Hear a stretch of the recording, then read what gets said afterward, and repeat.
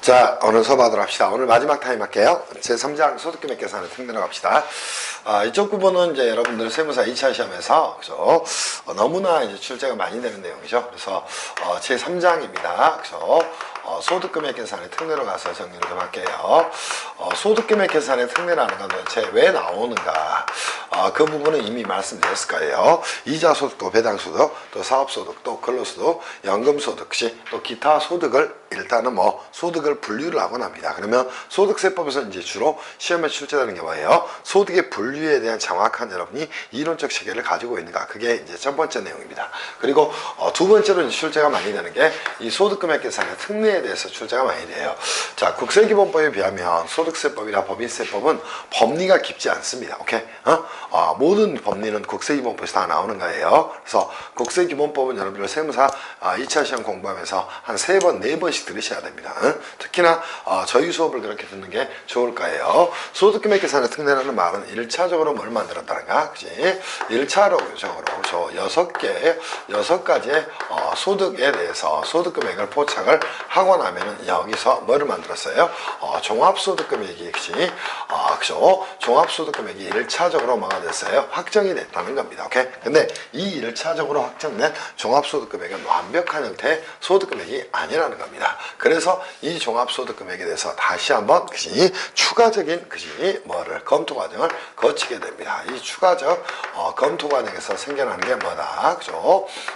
소득금액 계산의 특례가 되는 겁니다. 이유는 그것이 우리가 법인세법에서는 각사함 소득금액을 입금해서 송금총액을 차감해서 포착을 한 다음에 거기서 이월결손은 또 비과세 또 소득공제를 차감을 하고 나서 과세표를 계산하게 됩니다. 근데 우리 소득세법은 과세표를 계산할 때요 종합소득금액에서 종합소득공제를 차감한 값으로 만들어내게 됩니다. 그러다 보니까 그것이 여기에서 과연 이 종합소득금액이 맞는가 하는 것에 대한 추가적 검토 과정을 거칠 수밖에 없다는 겁니다. 그게 뭐가 돼요? 여러분이 보셔야 될 소득금액 계산의 특례 규정이 되는 겁니다. 무슨 말씀인지 이해할 수 있겠어요? 그러면 여기서 뭐를 거친다? 소득금액 계산의 그죠? 계산의 특례에 대한 내용을 거치게 됩니다. 여기에 이제 한 4개 또는 5개의 주제가 존재하게 돼요. 첫 번째 이제 검토해야 되는 게 뭐가 된다? 부당의 계산의 그죠? 부당의 계산 그치?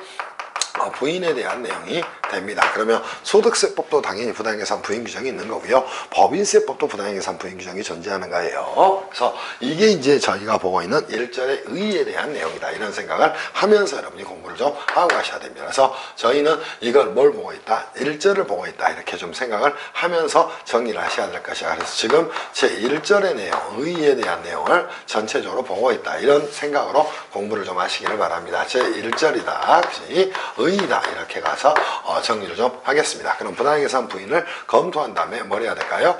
공동사업에 대한 소득세법의 특례 규정을 살펴보고 가셔야 됩니다. 오케이? 그러면 이 내용은 어디에서 공부를 이미 했던 거예요? 자, 법인세법에서 이미 공부를 했던 겁니다. 그러면 부당계산 부인 규정이 작동을 한다면 법인세법의 규정을 다시 한번 뭘 하면서 그죠? 검토를 하면서 여러분이 뭐 하셔야 돼요? 그죠? 다시 소득세법의 규정과 비교하는 지혜를 가지셔야 됩니다. 그렇지 않으면 여러분 공부가 전혀 안 돼요. 두 번째, 이 공동사업에 대한 특례는 어디하고 다시 한번 비교를 하셔야 될까요? 국세기본법에 그죠? 국세기본법에 뭐에 대한 내용하고 연대납세 의무에 대한 내용에 대한 연대납세 의무에 대한 뭐가 된다? 특례 규정이 되는 겁니다. 그래서 국세기본법에 어디 납세 의무의 확장제도 다시 한번 국세기본법의 연대납세와 함께 보셔야 됩니다. 그러지 않으면 공부가 되질 않아요. 그래서 여러분들 제가 말씀드린 내용대로 공부를 하셔야 돼요. 그리고 이제 조금 가면은 제가 3월 하순부터는 여러분한테 모의고사반 수업을 한번 진행을 해볼 거예요. 얼마나 글을 쓸 수 있는가 한번 제가 볼 생각이에요. 그래서 그런 분들은 잘 생각을 좀 하시기를 바랍니다. 그리고 이제 세 번째 주제가 있다면 결손금하고 또 2월 결손금에 대한 내용을 정리 좀 하고 가셔야 될 겁니다. 그치? 이때는 뭐예요? 결손금 또는 2월 결손금에 공제 문제가 생겨날 겁니다. 오케이? 그래서 이 부분은 어떻게 이루어지는가? 당연히 결손금, 2월 결손금은 어디서만 생길 수밖에 없어? 사업소득에 생길 수밖에 없어요. 그러면 사업소득이 있어서 결손금은 어떻게 공제할 것인가? 또 2월 결손금은 어떻게 공제할 것인가 거기에 대한 부분을 정리를 하라는 겁니다. 그리고 나서 이제 여러분이 또 하나 봐야 될 게 뭐 있어요? 그죠? 결손금액, 그죠? 소급공제에 의한 환급 규정을 다시 한번 살펴보셔야 됩니다. 이제 그리고 그 밖에 그죠? 특례 규정으로 뭐 상속시 소득금액 계산의 특례라든가 상속시 소득금액 계산의 특례라든가 또 하나 뭐 있어요? 그죠? 자, 채권의 보유기간 이자 상당액에 대한 원천징수의 특례라든가 채권의 뭐에 대한 그죠? 보유기간에 대한 혹시 자 이자 상당액에 대한 이자에 대한 뭐 있어요? 원천징수의 그죠? 특례 규정이라든가 이런 것들을 여러분이 한 번씩 살펴보고 가셔야 됩니다. 무슨 말씀인지 이해할 수 있겠지. 이게 뭐가 된다? 소득금액 계산의 특례에서 저희가 봐야 될 내용이 된다는 거예요. 그때 이제 첫 번째 우리가 부당행위상 부인으로 와서 정리를 하기 전에 다시 한번 이 결손금 소급공제한 환급도 어디 규정과 여러분이 비교를 해서 검토를 하시라. 자, 법인세법에 있는 규정과 같이 비교를 좀 해서 뭘 하셔야 돼요? 검토를 해야 된다. 이렇게 말씀을 다시 한번 드리고 싶어요. 그래서 법인세법 규정과 잘 비교해서 검토하시라. 이런 말씀을 좀 추가적으로 드립니다. 그리고 이제 여러분이 하셔야 될 또 하나의 내용이 있을 거예요. 그치? 이런 전체적인 내용에서 시험에 당연히 가장 많이 나오는 거 뭐예요? 공동사업에 대한 특례 규정이 되는 겁니다. 오케이? 그리고 이제 2월 결손금에 대한 공제 이쪽은 뭐 묶어서 출제할 수 있을까? 오케이? 그래서 이런 부분까지 아울러서 정리하시면 될 거고 여러분 시험은 거의 이제 공동사업에 대한 특례 규정을 가지고 출제를 많이 했어요. 지금까지. 그치? 그 부분까지 명심해서 여러분이 정리를 좀 하기를 바랍니다. 이제는 어디 갈까요? 제2절로 가서 소득세법의 부당행위상 부인으로 가서 정리를 좀 하겠습니다. 그럼 법인세법 규정과 혹시 비교를 하라 그랬어요. 그럼 의의는 쓰지 않겠습니다. 저희는 곧바로 어디로 갈까요? 적용 요건으로 가겠습니다. 오케이? 자, 법인세법의 부당행위상 부인 먼저 가서 정리합시다. 내국법인의 행위 또는 소득금액 계산이 특수관계인과의 거래로 인해서 조세 부담을 부당히 감수시킨 경우에는 그 행위 또는 소득금액의 계산에도 불구하고 관할 세무상의 소득금액을 재계산할 수 있다. 그게 법인세법 규정 아니었던가요? 이거를 가지고 여러분이 정비를 해나가셔야 돼. 그럼 이 소득세법의 부당행위상 부인의 적용 요건은 첫 번째 어떻게 됩니까? 혹시 자, 일정한 소득자의 뭐가 돼야 됩니까? 혹시 자, 행위 또는 계산이어야 됩니다. 혹시 행위 또는 계산이어야 됩니다. 혹시 이게 이제 여러분이 체크를 해야 될 첫 번째 주제가 됩니다. 이것 빼놓고는 여러분한테 법인세법과 다를 내용이 전혀 없어요. 부가세법도 마찬가지야. 특수관계인에게 혹시 자산을 저가로 양도하거나 무상으로 양도하는 경우나 이렇게 마인드를 가져가야지. 부당행위상 부인이라는 주제가 나왔는데 이걸 따로따로 보는 거 말이 안 되는 것이야. 그래서 첫 번째 일정한 소득자 행위 또는 계산일 것이. 그런데 누구와 거래가 있어야 됩니까? 특수관계인과 뭐가 있어야 돼요. 그죠? 인과 거래가 있어야 됩니다. 그 거래를 통해서 자 뭐가 있어야 돼요? 조세 부담, 부당한 행위와 부당한 계산을 작동시켜야 됩니다. 그죠? 부당한 행위가 있어야 될 것이고 또 부당한 뭐가 있어야 돼요? 계산이 있어야 될 겁니다. 오케이? 자 그리고 나서 조세 부담에 뭐가 있어야 될까? 그죠? 부당한 감소가 있어야 된다는 겁니다. 오케이? 자 부당한 자, 뭐가 있어야 돼? 감소가 있어야 한다는 겁니다. 이 네 개 요건이 뭐가 된다? 그래서 소득세법의 부당행위상 부인의 적용 요건이 되는 겁니다. 그러면 여기서 일정한 소득자를 먼저 잡아야 되겠죠. 그때 소득자는 어떤 자가 된다? 첫 번째 출자 공동사업자에 뭐가 있어야 돼요? 그래서 배당소득에 한정이 되는 겁니다. 그럼 일반적 배당소득은 뭐다? 부당행위상 부인의 대상이 아니라는 거야. 또 필요경비가 인정이 돼야 된다는 전제를 안고 하셔야 돼요. 오케이? 그래서 우리가 종합소득금액을 만들 때 그 부분을 정리하셔야 됩니다. 두 번째 뭐가 있어야 돼요? 사업소득, 또 뭐가 있어야 돼? 기타소득, 또 뭐가 있어야 돼? 양도소득이 있는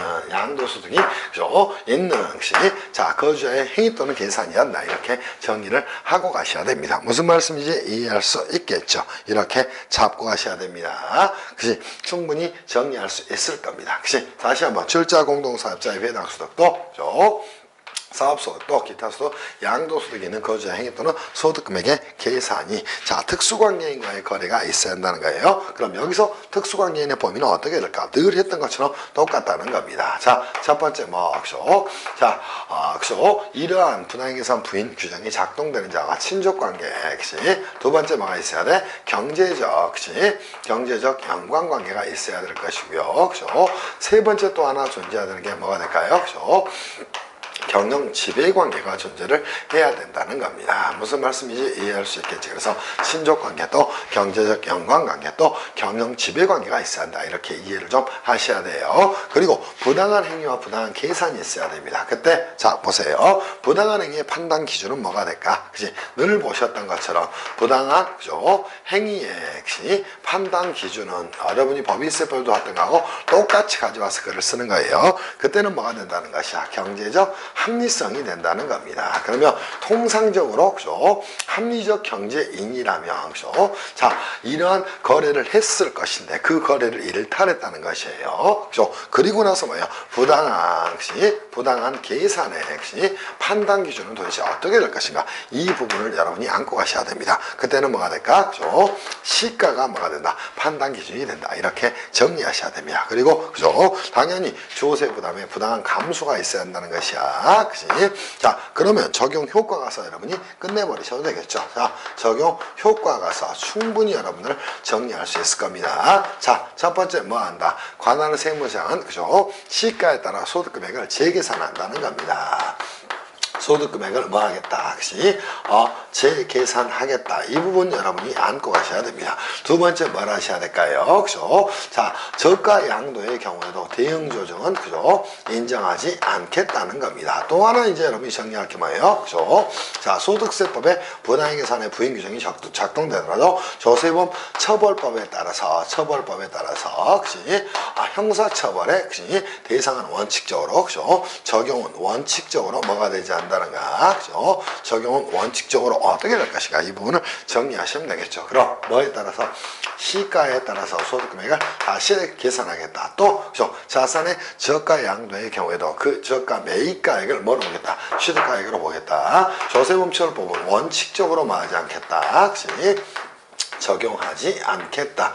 이렇게 여러분이 안고 가셔야 됩니다. 이게 뭐가 됩니까? 소득세법의 부당행산 부인 규정이 되는 것이야. 자, 이 정도 외에 시험에 나올 게 없어요. 근데 여러분 시험에서는 소득세법의 부당행산 부인은 거의 출제가 되지 않습니다. 오케이? 자, 대법원 판례 437페이지 여러분 이렇게 나왔죠? 자, 이자 소득이 부당행산 부인의 대상이 되는가? 당연히 안 되겠죠? 출자 공동사업자의 배당소득도 사업소득도 기타 소득도 양도소득이 있는 거주자 행위 또는 소득금액의 계산이 한다. 이렇게 안고 하셔야 되겠죠. 그러니까 이자 소득은 부당행산 부인의 대상이 되지 않는다. 이렇게 여러분이 정비를 해 놓으시기를 바랍니다. 이해됐어요?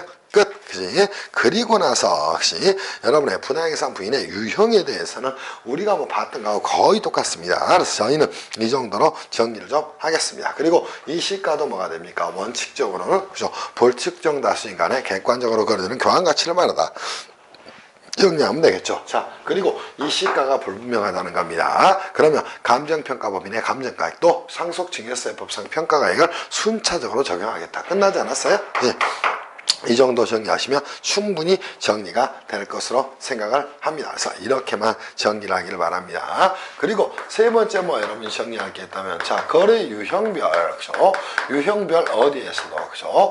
부당행계산 부인에서도 여러분이 뭐 따져야 될 게 역시 부당행계산에 뭐에 대한 역시 부인에 대한 내용에서도 뭐 똑같지 않아요? 역시 법인세법하고. 그럼 첫 번째 뭐 있어요? 고가 매입에 대한 부분 뭐 간단하게 정리하시면 되고, 두 번째 뭐 있어? 저가 양도에 대한 부분 정리하시면 될 것 같고, 두 번째 뭐 그죠? 고리 차입에 대한 부분 정리를 하시면 될 것 같고, 또 저리 대부에 대한 부분 정리하시면 되지 않겠어요? 그치? 그런 것들은 뭐 여러분이 정리하시면 되겠지. 시험은 뭐 이 정도에서 주로 출제가 되니까 법인세법에서 배웠던 걸 그대로 정리를 좀 하시기를 바랍니다. 무슨 말씀인지 이해할 수 있겠지. 그래서 자, 뭐가 있다? 고리 차입, 그치? 또 저리 대부라든가 그죠? 대부라든가 뭐 있어요? 무수익 자산의 매입이라든가 그치? 무수익 자산의 매입이라든가, 그치? 자, 이러한 등등등이 있다는 겁니다. 그때는 항상 뭐가 있어야 된다? 이 특수관계인과의 거래가 있어야 된다. 그런 마인드를 가지고 여러분이 정리하셔야 돼요. 그래서 가장 중요한 건 항상 글을 쓸 때 이 적용 요건들을 정확히 보는 거예요. 그리고 이 적용 효과까지 여러분이 잘 정리를 해서 정리를 하시기를 바랍니다. 그리고 여기에 대한 케이스는요, 여러분이 이미 어디에서, 그치? 법인세법에서 여러분하고 자세하게 검토를 했으니까 법인세법에 있는 내용을, 그치? 참조를 하시라, 이렇게 말씀을 좀 드리고 싶어요. 무슨 말씀인지 이해할 수 있겠지. 끝. 그지? 그러면서 여러분들, 그지? 339쪽 보시면 되겠죠. 자, 자산이나 용역에 무상 또는 절이, 그죠? 뭐가 있어요? 그죠? 절이, 그치? 제공이 있다는 겁니다. 그 내용에 대해서 하나만 살펴볼까요? 자, 매입이라고 이야기하고요. 그죠? 이거는 뭐 시험에 나올 만한 내용은 아닌데, 그래도 이제 교수님들이 갑자기 뭐 이런 걸 던질 수도 있겠죠. 그래서, 자, 뭐 있습니까? 그죠? 자, 자산 또는 용역에 무상 자산이나, 그치? 또는 뭐가 있어요? 용역에, 그치? 자, 무상이나 뭐가 있다는 거야? 그치? 절이, 그치? 자, 뭐가 있다는 거야? 제공이 존재를 하게 된다는 겁니다. 당연히 이것도 뭐가 됐다면, 특수관계인과 거래라면 원칙적으로 뭐가 됩니까? 부당이상 부인이 된다는 거예요. 원칙적으로 뭐가 됐다면, 그죠? 특수관계인과의 거래가 있었다면, 그치? 특수관계인과 거래가 있었다는 겁니다. 관계인과, 그치? 거래가 있었다는 거예요. 그러면 기본적으로 뭐가 된다는 겁니까? 부당해산 부인의 적용 대상이 된다. 이렇게 정리하셔야 돼. 다만, 예외적으로, 자, 뭐랬다는 것이야? 그죠? 누구에게 직계 존속이나 또는 직계 비속에게, 그치? 자, 주택을 무상으로 제공을 했다는 겁니다. 오케이? 그래서, 그죠? 직계 존속은 누가 됩니까? 부모님이 될 거예요. 또 직계 비속에게, 그치? 자, 뭐 했다는가? 그치? 주택을, 그치? 무상으로, 그죠?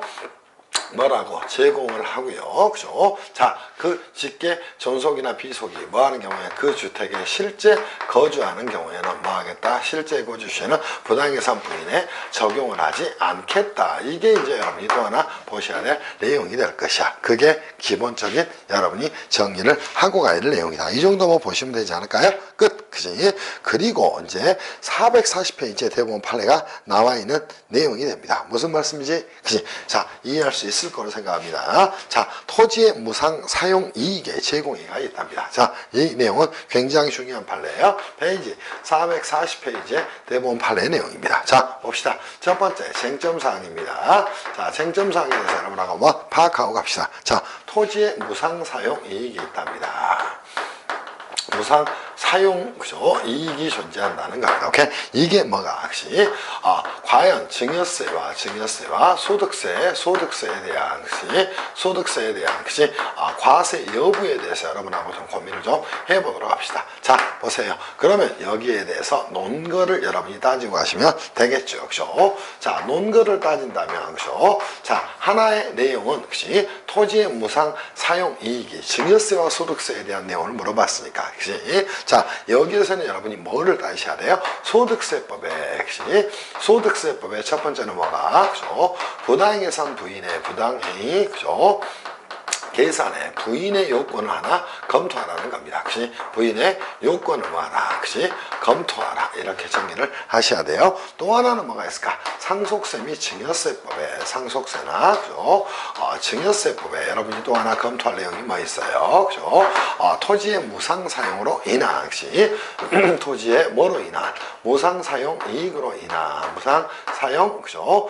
무상 이익으로 인한, 그죠? 증여세 과세 여부에 대해서 여러분이 고민을 좀 하고 가셔야 돼요. 오케이? 자, 이때 이제 중요한 건 뭐가 됩니까? 그림을 하나 꺼내서 정리할게요. 그죠? 자, 소득세법의 과세 대상이 되는 이렇게 거주자가 존재한다는 겁니다. A라고 이야기를 하겠습니다. 오케이? 그지? 그리고 거주자 B가 존재를 하게 됩니다. B가 존재를 하는 케이스가 되는 겁니다. 그런데 이 둘은 뭐 어떤 관계가 있다는 거예요. 그죠?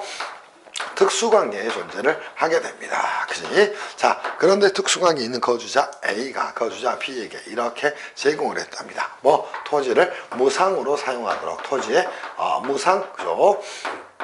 사용을 할 수 있도록 그죠?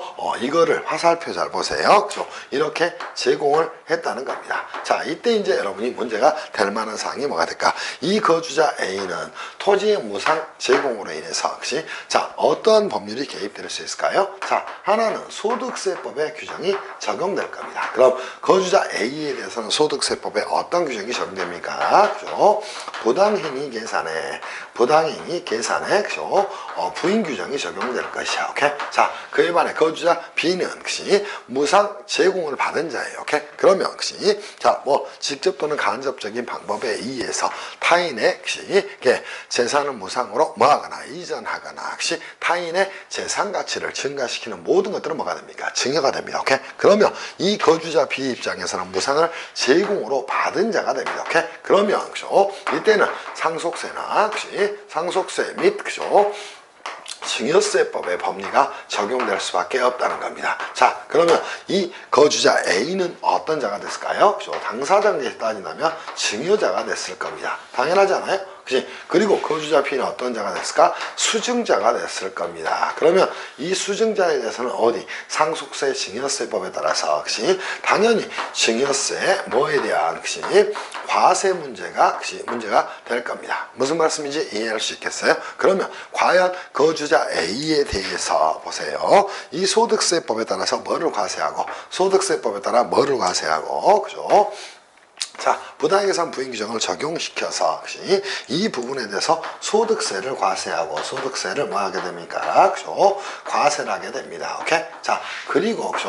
거주자 B에 대해서 뭐를 과세할까요? 증여세법에 따라서 역시 수증자인 자에게 증여세를 과세를 하게 됩니다. 이게 과연 가능할 것인가? 오케이? 그치? 자, 이렇게 하는 게 가능할 것인가? 당연히 뭐라는 거예요? 그죠? 이거는 가능하다는 겁니다. 왜 그래요? 자, 이거는 역시 납세 문제가 다릅니다. 근데 우리가 상속증여세법에서 이런 규정이 하나 나와요. 그죠? 자, 누구에게 소득세법 또는 법인세법에 따라서 자, 여기에 중요한 조문입니다. 증여세법 규정이에요. 그죠? 상속세 증여세법 규정입니다. 소득세법 또는 뭐에 따라서 법인세법에 따라서 누구에게 수증자에게 뭐가 과세되는 경우에 소득세나 그지? 법인세가 뭐가 됩니까? 과세가 됩니다. 오케이? 자, 과세가 되는 경우에는 뭐 한다는 것이야? 그치? 원칙적으로 뭐를, 그치? 자, 누구에게? 이거는 수증자에게, 그치? 자, 뭘 하지 않는다는가? 증여세를 과세하지 않는다는 겁니다. 왜 그랬을까요? 이거는 수증자인 자에게 두 명에게 하나는 소득세 법인세도 과세되고 또 증여세도 과세된다면 이때는 어떤 문제가 야기될 수밖에 없어. 그죠? 이중과세 문제가 야기될 수밖에 없다는 겁니다. 그치? 이거를 그치? 이중과세 문제를 방지하기 위해서 이 조문을 둔 것이야. 그래서 이거는 여러분이 머릿속에 박아 놓으셔야 돼요. 오케이? 소득세법 또는 법인세법에 따라서 소득세가 수증자에게 과세가 되는 경우에는 그죠? 원칙적으로 그 수증자에게 증여세를 과세하지 않겠다. 이거는 이중과세를 방지하기 위한 증여세법의 조문이라는 겁니다. 그런데 보세요. 자, 이 거주자 A와 거주자 B에 대해서 보세요. 자, 증여자에게 뭐를 과세하고 부당행위상 부인 규정을 작동을 시켜서 역시 이렇게 그죠? 소득세를 과세하고 오케이? 자, 수증자에게 토지의 무상 사용 이익에 대해서 역시 이렇게 증여세를 과세를 하게 됩니다. 이거는 뭐라는 것이야? 전혀 역시 이중과세 방지를 위한 규정이 아니라는 겁니다. 오케이? 그러니까 당연히 이거는 뭐가 된다? 인정이 된다는 겁니다. 오케이? 자, 여기도 뭐가 된다는가? 인정이 된다는 겁니다. 여기에 이유는 뭐가 될까요? 그죠? 자, 이거는 납세무자가 다르기 때문이다. 이렇게 정리를 해놓기를 바랍니다. 그래서 논거와 결론을 이렇게 가져가시기 바랍니다. 결론, 그죠? 자, 이거는 전혀 이중과세와는 아무런 관련이 없기 때문이다. 이렇게 여러분이 글을 잡아가시길 바랍니다. 그래서 이때는 뭐하고, 그죠?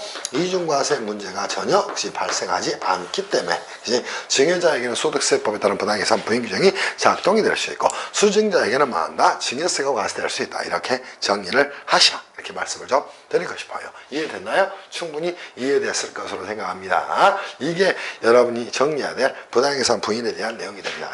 그죠? 관련 판례는 굉장히 좋은 판례예요. 그래서 이 판례에 대해서는 다시 한번 여러분들 정리를 좀 해놓기를 바랍니다. 그래서 항상 이런 것들을 볼 때는 글을 좀 잘 읽으면서 정비를 좀 해가기를 바랍니다. 이해됐죠? 끝! 그치? 이렇게 정리하겠습니다. 그리고 이 조문 너무너무 중요하니까 꼭 정리해 놓으세요. 그죠?